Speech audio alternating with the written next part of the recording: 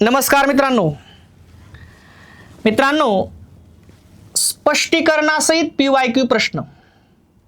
प्रत्येक प्रश्नाचं आपण स्पष्टीकरण घ्यायलो आणि त्याचं उत्तर सांगायलो। कमी टाइम जास्त प्रश्न सॉल्व मित्रांनो, अतिशय तळमळीतून गोष्टी आहेत। काही दिवसांनी आपलं मराठीचं पुस्तक येईल, आपलं ॲप आहे खरोडे सर मराठी व्याकरण, यूट्यूबचं चॅनल आहे मित्रांनो, ठीक आहे। पण सांगायलो कशामुळं, कारण गोष्टी खूप तळमळीने आहेत मित्रांनो। एक प्रश्न परीक्षेत आलेला आहे, एकदा नाही कितीतरी वेळा। PYQ प्रश्न आपल्याला सोडवणं खूप गरजेचं आहे मित्रांनो, आणि एक पॉइंट एक प्रश्न आपला करून घेणं गरजेचं आहे मित्रांनो। वळूया आपल्या प्रश्नाकडे। कमी टायमामध्ये आपल्याला जास्त प्रश्न सॉल्व करायचे, तर तेही स्पष्टीकरणासहित, ठीक आहे। पहिला प्रश्न आहे मित्रांनो, विद्युल्लता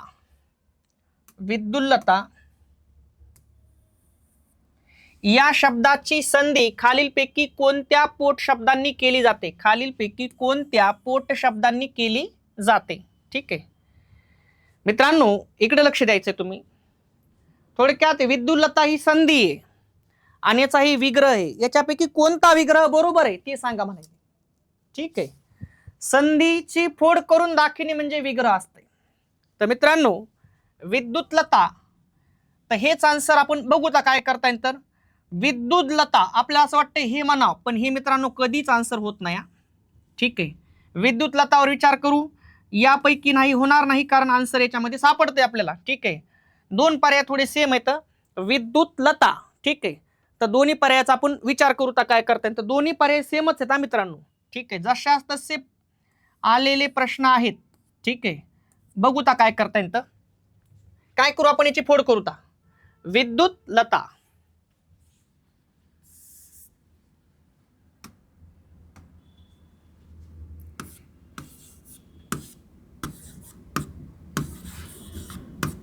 विद्युत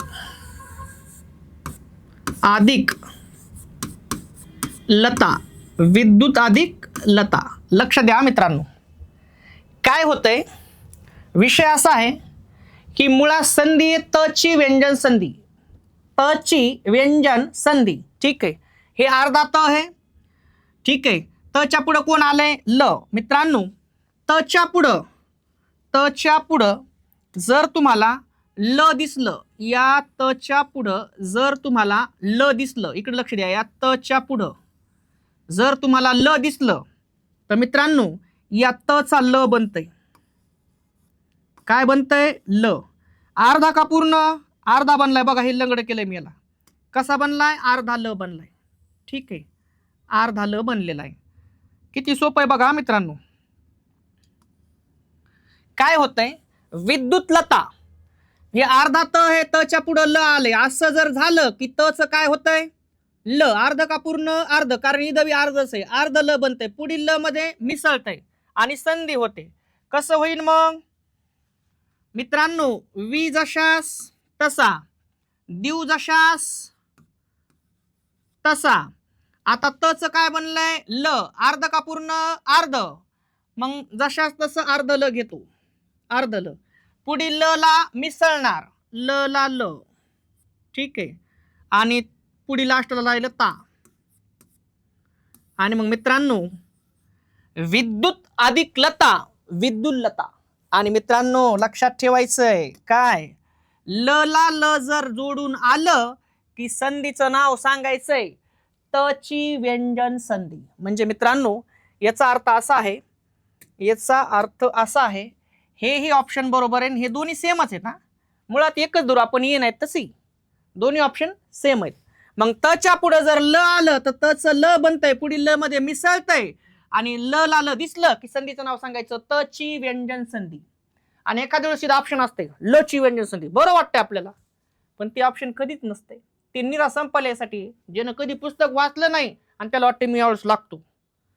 मग तच्या पुढे ल आलं, तच ल बनलं, पुढील ल ला ल मिसळलं आणि संधी झाली, त्याला काय म्हणायचं, तची व्यंजन संधी। उदाहरण सांगितलं तुम्हाला, उत अधिक लेख, उत अधिक लेख काय होईल, उल्लेख, उत अधिक लेख, मग तचा अर्ध ल बनन, पुढील ल मध्ये मिसळून, उत अधिक लेख, उल्लेख, संधीचं नाव तची व्यंजन संधी। विषय संपला मित्रांनो, ठीक आहे। म्हणून आपण दोन्ही ऑप्शन ठेवता, काही डाऊट असेल, काही वाटलं मित्रांनो, नंबर आहे. कोणत्या बी लेवलचे एखाद्या राज्यसेवा बी एखादा करीत असेल तर त्याला प्रश्न विचारू शकता, काही विषय नाही. ठीक आहे. विहीर मित्रांनो, विहीर या नामाचे काय करा म्हणाले? अनेक वचन ओळखा. विहीर या नामाचे अनेक वचन ओळखा म्हणाले. ठीक आहे. बघू तर काय करता येतं मित्रांनो. एक विहीर अनेक विहिरी, म्हणजे विहिरी तर होणारच आहे. विहीर एक वचन आणि विहिरी अनेक वचन. फक्त आता राहते काना मात्रा वेलांट्याचा फरक. विहिरी होणार नाही मित्रांनो. ठीक आहे, कारण इथं दुसरी वेलांटी आहे. ठीक आहे. विहरी हे बी होणार नाही. विहिरी हे बी होणार नाही, कारण इथं शेवटी पहिली वेलांटी आहे. मित्रांनो ऑप्शन नंबर डी बरोबर येईल, विहिरी. मग मित्रांनो कसं असते बघा, एक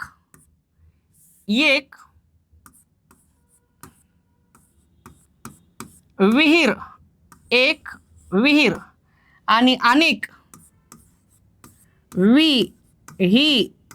का सांगायला तुम्हाला, मला ते सांगायचं. उत्तर घेतलं काहून तुम्हाला ते पण सांगतो. ठीक आहे. हे आहे एक वचन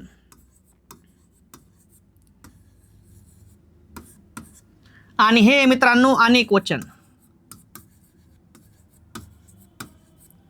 अनेक वचन. ठीक आहे मित्रांनो, लक्ष द्या इकडं.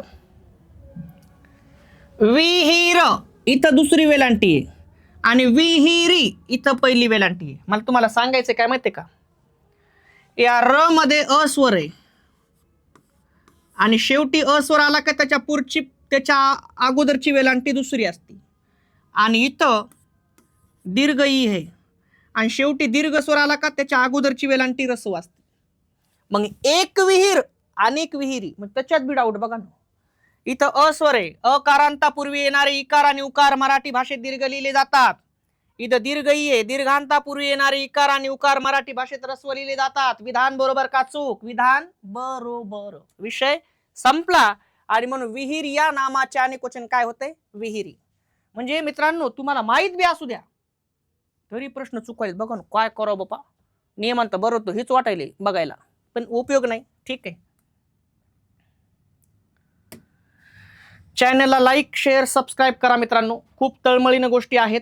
ठीक आहे, कारण ज्या बी गोष्टी आहेत अतिशय तळमळीनं, आतून मनातून. ठीक आहे, तुमच्या सपोर्ट शिवाय आम्ही पुढे जाऊ शकत नाहीत. म्हणून चॅनलला लाईक शेअर सबस्क्राईब करा, बेल आयकॉनवरती क्लिक करा, जेणेकरून नवीन नवीन व्हिडिओ तुमच्यापर्यंत पोहोचणार आहेत.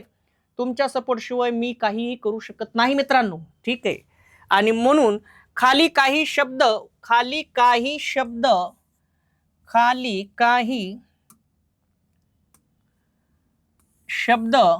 व त्यांचे समानार्थी शब्द यांच्या जोड्या दिल्या आहेत. त्यातील चुकीची जोडी ओळखायची. मित्रांनो कशी जोडी ओळखायची? चुकीची जोडी ओळखा. ठीक आहे मित्रांनो, बघू ता. खाली काही शब्द व त्यांचे समानार्थी शब्द दिलेत. मग थोडक्यात समानार्थी शब्द बघा आणि त्यातली जी समानार्थी नाही तिला बाहेर काढा म्हणाले. सूर्याचे बरोबर काय होतं मित्र? सूर्य आपला मित्र आहे ना. मग सूर्याला समानार्थी काय आहे? मित्र. ही जोडी बरोबर आहे. हे आपलं उत्तर नाही, चुकीची काढायला सांगितली. ठीक आहे मित्रांनो, पुष्प बरोबर कोमल दिले बघा येणं. ठीक आहे, तर हेच आपलं उत्तर आहे मित्रांनो. ठीक आहे. दारा बरोबर पत्नी, याचं उत्तर सांगतो तुम्हाला. दारा बरोबर पत्नी हे बरोबर आहे, समानार्थी. गृह बरोबर घर हे पण बरोबर आहे. ठीक आहे. यांनी काय दिले? पुष्प बरोबर कोमल, तर पुष्प बरोबर मित्रांनो फूल. पुष्प बरोबर काय? फूल. राहिलं काय? विषय संपला. पुष्प बरोबर काय? फूल. मग इथं आपल्याला चुकीची जोडी ओळखायला सांगितली. पुष्पा बरोबर त्यानं काय लावले? कोमल, आणि तेच आपलं उत्तर आहे. चुकीची जोडी आहे. पुष्पा बरोबर काय यायला पाहिजे? पुष्प बरोबर फूल. ठीक आहे, आणि हे आपलं उत्तर आहे. पुढे जातो. जनतेने त्यांना तिसऱ्यांदा निवडून दिले या वाक्यातील प्रयोग ओळखा. ओळखायचे काय मित्रांनो? प्रयोग. साधा प्रश्न आहे. ओळखायचं काय? प्रयोग. कर्तरी कर्मणी भावे. मी ते डायरेक्ट बी सांगू शकतो, पण आपल्याला ते सोडवायचं आहे मित्रांनो. दिले हे क्रियापद आहे. दी हा मूळ धातू आहे. याला कोणने प्रश्न विचारू आपण. ठीक आहे. कशाने प्रश्न विचारायचा आहे? कोणने? जनतेने त्यांना तिसऱ्यांदा निवडून दिले. दिनारे कोण? दिनारी कोण? जनता. वाक्याचा कर्ता आहे मित्रांनो. ठीक आहे. जनतेने त्यांना तिसऱ्यांदा निवडून दिले. दिले क्रियापद दी मूळ धातू. दिनारी कोण आहे? दिनारी कोण? जनता. कोणचं उत्तर? कर्ता असतंय. कर्ता आहे. कर्त्याला प्रत्यय आहे मित्रांनो. कधीच कर्तरी प्रयोग होत नाही. कर्त्याला जर कर्तरी प्रयोग व्हायचा असेल तर कर्त्याला प्रत्यय लागायला जमणार नाही, पण कर्त्याला प्रत्यय आहे, कर्तरी प्रयोग होणार नाही. विषय संपला. ठीक आहे. मित्रांनो दुसरा प्रश्न विचारू आपण. कोणाला? कोणाला? कोणाला दिले रे निवडून? त्यांना. ठीक आहे. वाक्याचं कर्म आहे मित्रांनो. काय आहे वाक्याचं कर्म? मला असं वाटतंय प्रत्यय लागलेला आहे. कर्त्याला प्रत्यय आहे आणि कर्मालाही प्रत्यय आहे. ठीक आहे मित्रांनो. कर्त्याला प्रत्यय, कर्माला प्रत्यय झाला, भावे प्रयोग. विषय मिटला, संपला. जनतेने त्यांना तिसऱ्यांदा निवडून दिले. दिले क्रियापद दी मूळ धातू. दिनारी कोण? जनतेने. कर्त्याला प्रत्यय आहे, कर्तरी प्रयोग होणार नाही. कोणाला दिलंय? त्यांना. त्यांना हे कर्म आहे, कर्माला सुद्धा प्रत्यय आहे, कर्मणीही प्रयोग होणार नाही. झाला भावे प्रयोग. कर्त्याला प्रत्यय, कर्तरी होणार नाही. कर्माला प्रत्यय, कर्मणी होणार नाही. झाला भावे प्रयोग. आणि ऑप्शन नंबर सी बरोबर आहे. संपला विषय. ठीक आहे. चुकीचा पर्याय ओळखा. असा पर्याय ओळखा जे चुकीचा आहे म्हणायला. चुकीचा पर्याय ओळखायचा आहे. ठीक आहे मित्रांनो. बघूता. उतारूंची झुंबड बरोबर आहे, काय डाऊट नाही. ठीक आहे. यात्रेकरूंची जत्रा मित्रांनो बरोबर आहे. यात्रेकरूंची काय असते? जत्रा. ठीक आहे मित्रांनो. गुरांचा कळप काय डाऊटच नाही, बरोबर आहे, काही डाऊट नाही. ठीक आहे. पण मित्रांनो फुलांचा गजरा म्हणाले तर फुलांचा आपण गुच्छ पाहिजे होतं. काय पाहिजे होतं? गुच्छ. फुलांचा काय? गुच्छ. आणि तेच आपलं उत्तर आहे. फुलांचा गजरा दिला यांनी. ठीक आहे. आणि मग चुकीचा पर्याय हे. ठीक आहे. पुढे जातो.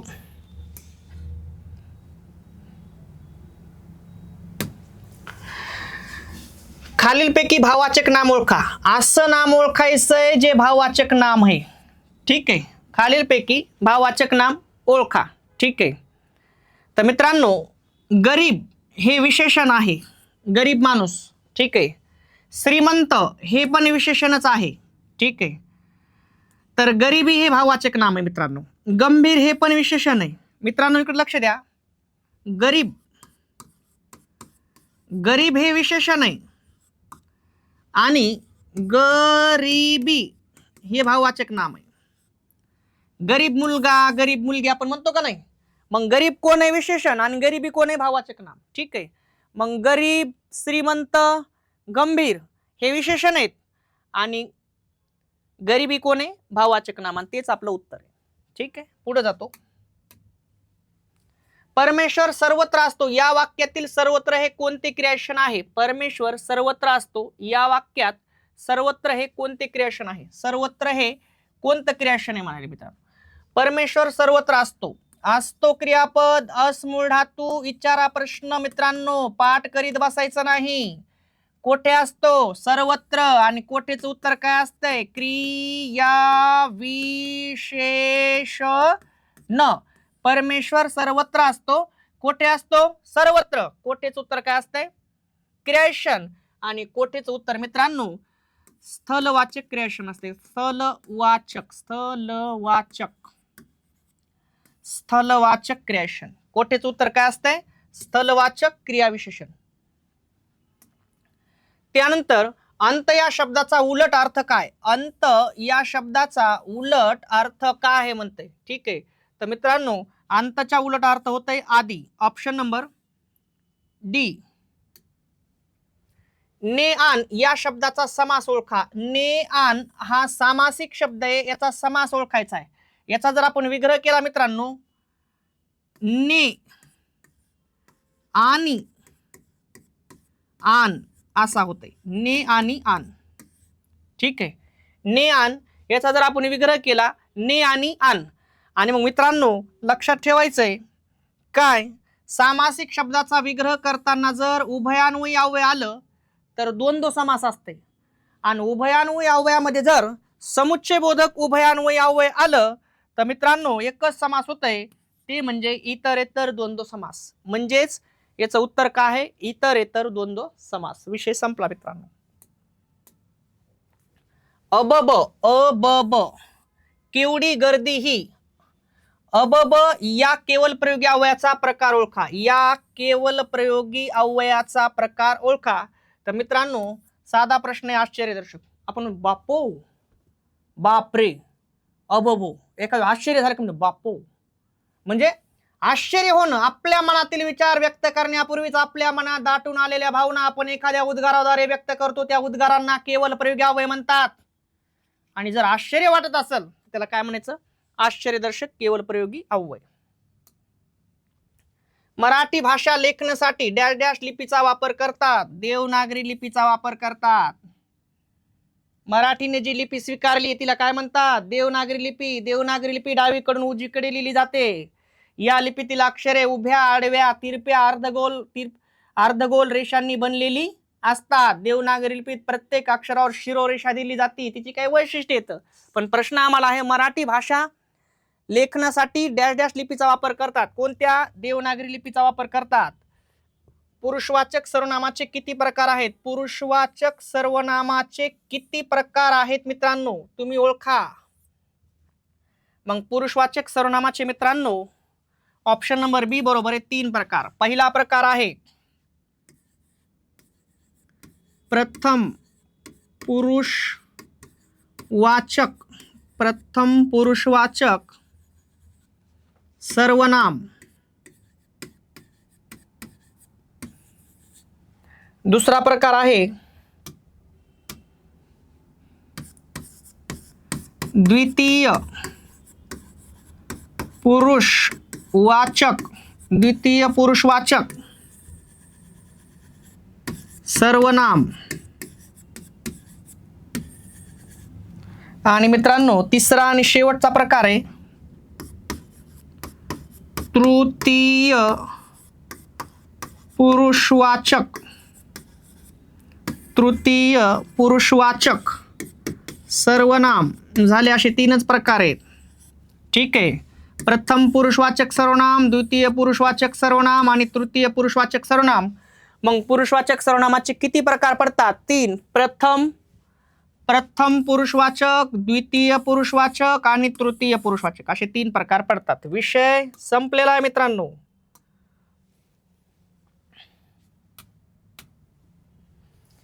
सिंहावलोकन या अर्थाचा शब्दसमूह कोणता, सिंहावलोकन या अर्थाचा शब्दसमूह कोणता, या अर्थाचा शब्दसमूह कोणता. ठीक आहे, रागावणे होणार नाही मित्रांनो, सत्ता गाजवणे होणार नाही मित्रांनो, उडत उडत पाहणी करणे होणार नाही मित्रांनो, मागच्या काळाकडे ओझरती नजर टाकणे. ऑप्शन नंबर डी बरोबर आहे. सिंहावलोकन म्हणजे काय, मागच्या काळाकडे ओझरती नजर टाकणे. मित्रांनो जेव्हा आपले चांगले दिवस येतात आणि मग आपल्याला तेव्हा आपलं वाईट काळ आठवते. ते वाईट काळामध्ये आपल्याला लक्षात येते की आपल्या आईने किती परिश्रम केलते, आपल्या वडिलांनी किती परिश्रम केलते. आणि जर वाईट काळात फक्त एकच गोष्ट आठवती, आई आणि वडील. कारण त्यांनी जे आपल्यासाठी केलंय मित्रांनो ते कोणीच करू शकत नाही. एकच जगातलं एकच दैवत असं आहे जे आपल्याला गुन्ह्यासहित आपल्या आडमुठपणाला सुद्धा आपल्याला मानू शकतात, ते म्हणजे मायबाप. नाहीतर तुम्ही बाहेर कुठेही जा, तुमची एक सुद्धा चूक मान्य कोणी करू शकत नाही. फक्त मायबाप एकच हे दैवत असं आहे जे तुम्हाला तुमच्या गुन्ह्यासहित, तुमच्या चुकीसहित, तुमचा एकही डिसिजन चांगलं नसलं, तुम्ही त्यांना शिव्या बी द्या तरी बी तुम्हाला आपलंसं मानणारं दैवत म्हणजे मायबाप आहे. बाकी तुम्ही हे 2 जर सोडले तर तुम्हाला बाकीचे आपलं म्हणतेन, पण चुकलं तर तुम्हाला ते आपलं पण मानणारे नाहीत. म्हणून मायबाप सोडता बाकी ह्या दुनियामध्ये सगळे नाते जे काय असतील ते म्हणजे ते खरे नाते नाहीत सांगायचं तात्पर्य. फक्त मायबापाचे काशे आहेत जे तुम्हाला गुन्ह्यासहित तुम्ही चुका करा तरी बी आपलंसं मानणार आहेत, पोटामध्ये टाकणार आहेत तुमच्या ज्या चुका आहेत त्या. ते फक्त मायबाप आहेत मित्रांनो. आणि म्हणून आपण कधी कधी बघा, आपण एखाद्या वेळेस आपल्या वाईट काळ आठवला ना, आपल्या डोळ्यातून पाणी येते. आणि मग ती काय म्हणते, सिंहावलोकन करणे म्हणजेच काय, मागच्या काळाकडे ओझरती नजर टाकणे. काय काळ होता आणि काय काळ बदलला आपल्यालाच कळते. आणि काळ बदलायची ताकद फक्त कष्टात आहे, प्रामाणिक कष्ट मित्रांनो. ठीक आहे. विजा चमकू लागल्या आणि पावसाला सुरुवात झाली. वाक्याचा प्रकार ओळखा. वाक्याचा प्रकार ओळखा म्हणते. ओळखूता. आणि हे मित्रांनो, आणि हे प्रधानत्व सूचक, प्रधानत्व सूचक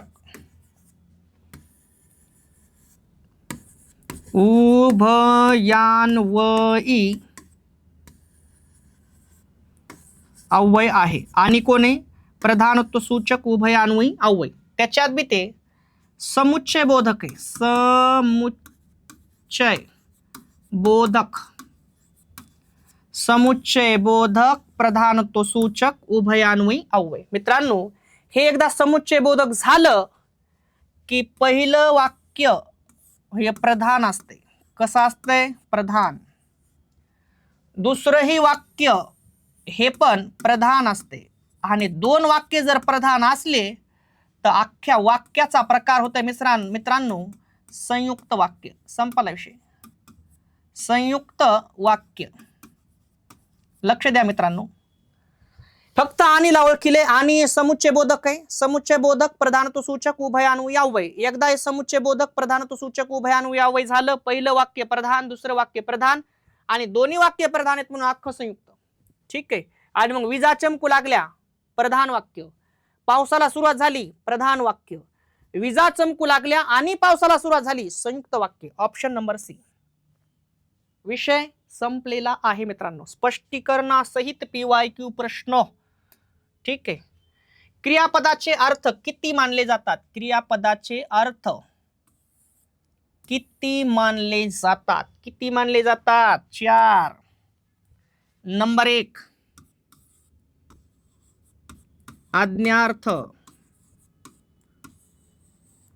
नंबर 2 स्वार्थ. नंबर 3 विद्यार्थ. आणि नंबर 4 संकेतार्थ. मित्रांनो, क्रियापदाचे 4 अर्थ आहेत. आज्ञार्थ, स्वार्थ, विद्यार्थ आणि संकेतार्थ. विषय संपला. ठीक आहे. त्यानंतर म्हणून ऑप्शन नंबर सी बरोबर आहे. खालीलपैकी कोणता स्वर ऱ्हस्व स्वर आहे? ऱ्हस्व स्वर आहे. कोणता स्वर ऱ्हस्व स्वर आहे म्हणताय मित्रांनो. ठीक आहे मित्रांनो, ई हा दीर्घ स्वर आहे, ये हा संयुक्त स्वर आहे, रू हा ऱ्हस्व स्वर आहे. तेच आपलं उत्तर आहे. ठीक आहे. हा संयुक्त आहे आणि ओ पण संयुक्त आहे. ठीक आहे. ई हा दीर्घ स्वर आहे, ये हा संयुक्त स्वर आहे, रू ऱ्हस्व स्वर आहे आणि ओ संयुक्त स्वर आहे. पुढील पैकी कोणते व्यंजन कठोर व्यंजन नाही? पुढील पैकी कोणते व्यंजन काय म्हणते बघा, कठोर व्यंजन नाही म्हणते मित्रांनो. ठीक आहे. कठोर व्यंजन नसलेलं व्यंजन काढायचंय. ठीक आहे. बघू आपण जर वळूच्या इकडं.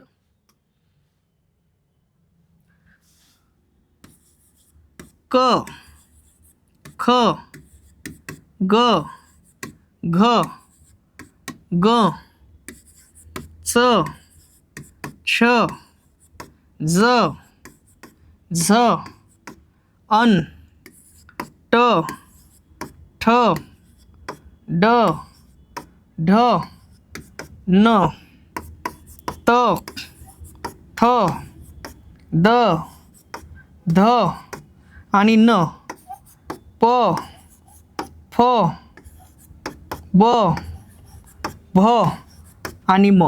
ठीक आहे. क, ख, ग, घ आणि ग, च, छ, ज, झ आणि अन, ट, ठ, ड, ढ आणि न, त, थ, द, ध आणि न, प, फ, ब, भ आणि म. मित्रांनो लक्ष द्या इकडं.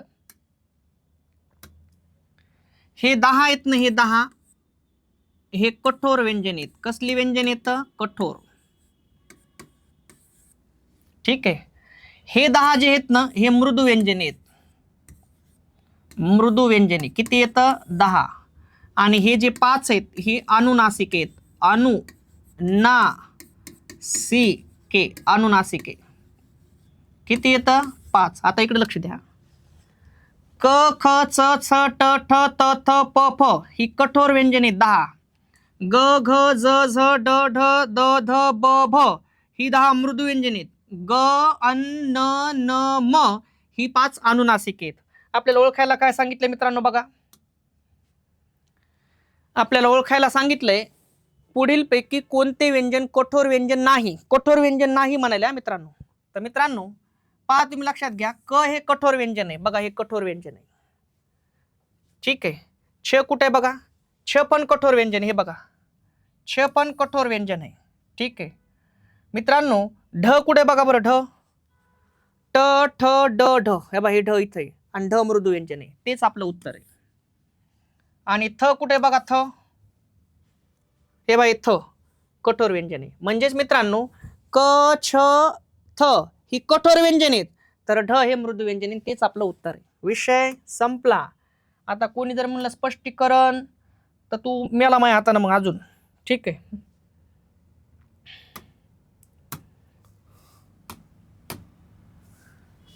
तालव्य वर्ण ओळखा. तालव्य वर्ण ओळखायचा आहे मित्रांनो. तालव्या. ठीक आहे.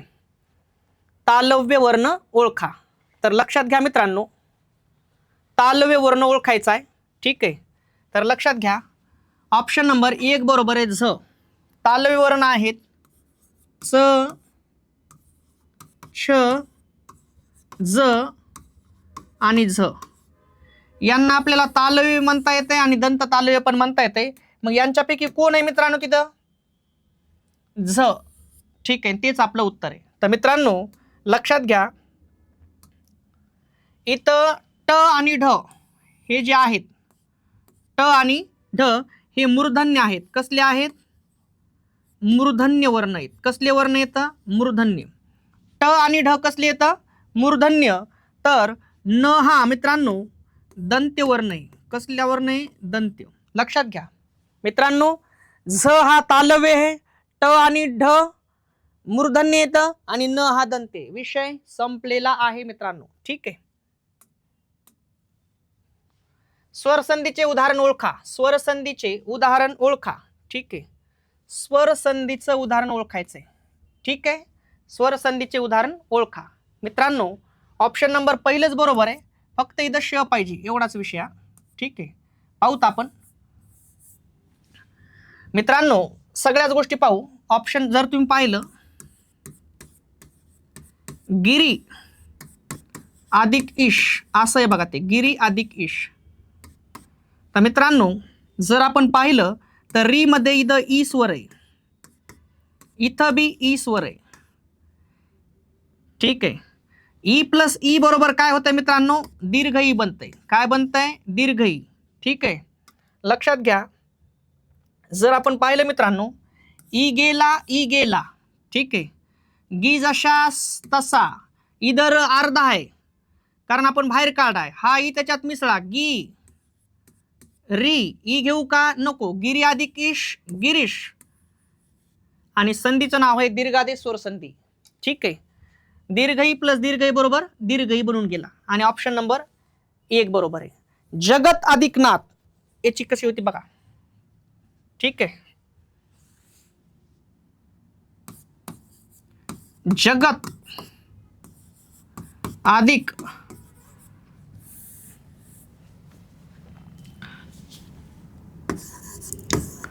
जगत अधिक नाथ. लक्षात घ्या पुढे जर तुम्हाला अनुनासिक व्यंजन दिसलं न हे अनुनासिक आहे बघा. तुम्हाला दाखवतो.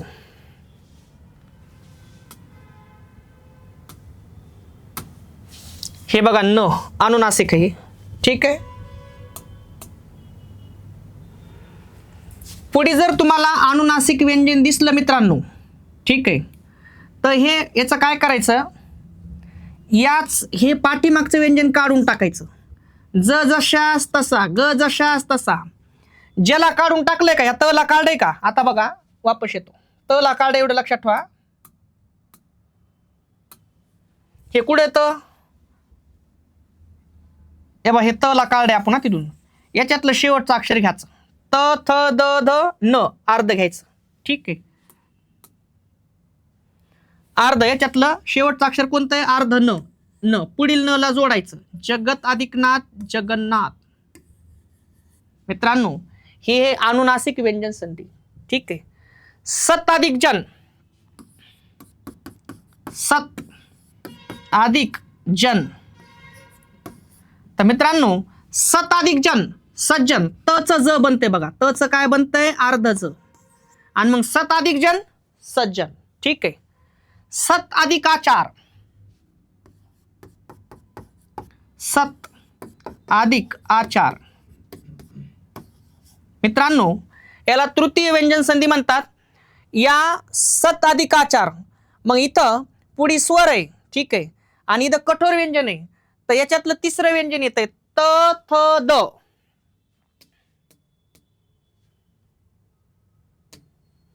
हे बघा त थ द, तिसरं व्यंजन येते बघा. ठीक आहे, मग सताधिकाचार काय होतंय, सदाचार, तृतीय व्यंजन संधी आहे. सताधिक जन सज्जन. ठीक आहे मित्रांनो, जगत अधिक नाथ जगन्नाथ, अनुनासिक व्यंजन संधी आहे. आणि गिरी अधिक ईश गिरीश, गिरी अधिक ईश बरोबर काय, गिरीश. फक्त इथं मित्रांनो एवढंच लक्षात ठेवायचं, हे बरोबर आहे. ठीक आहे, झालं विषय, आपलं उत्तर हे.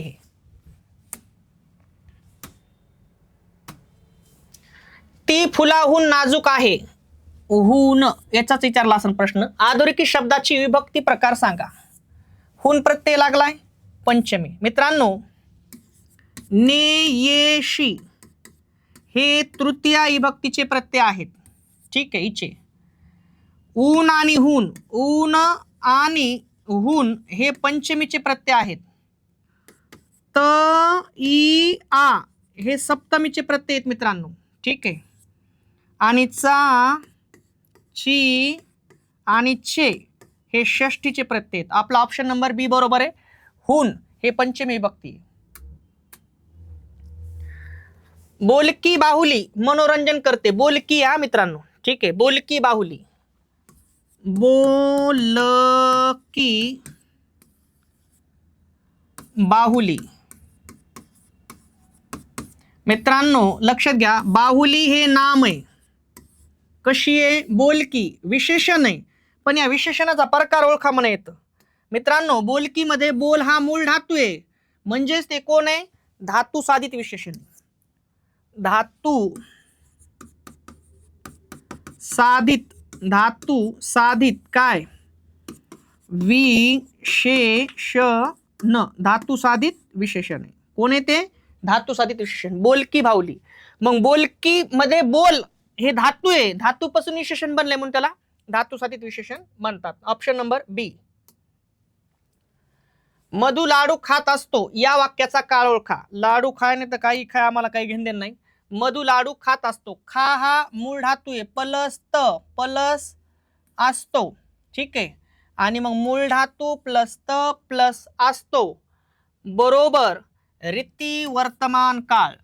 ठीक आहे, तुम्ही लक्षातच ठेवायचं रूप, मूळ धातू प्लस त प्लस असतो बरोबर रीती वर्तमान काळ, विषय संपला. मधु लाडू खात असतो. आता पाऊस थांबावा या वाक्यातील क्रियापदाचा अर्थ कोणता, आला बघा प्रश्न. आणि वा वी वे बरोबर विद्यार्थ होत आहे. काय होत आहे, विद्यार्थ. मरावे परी कीर्तिरूपी उरावे, परीनं वाक्य जोडे. ठीक आहे, वाक्यातील अधोरेखित उभयान्वयी अव्ययाचा प्रकार ओळखा. मित्रांनो न्यूनत्व बोधक आहे. पण परंतु परी किंतु तरी बाकी हे न्यूनत्व बोधक प्रधानत्व सूचक उभयान्वयी अव्यय आहेत.